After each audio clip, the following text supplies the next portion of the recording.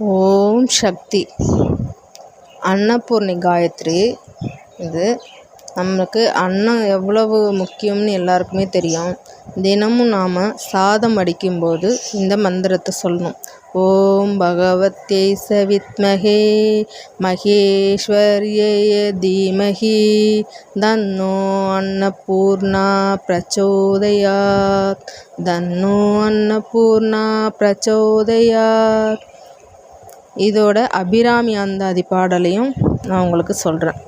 நின்றும் இருந்தும் கிடந்தும் நடந்தும் நினைப்பது உன்னை என்றும் வணங்குவது உன் மலர்த்தாள் எழு தாமரையின் ஒன்றும் அரும்பொருளே அருளே உமையே இமயத்து அன்றும் பிறந்தவளே அழியா முக்தி ஆனந்தமே.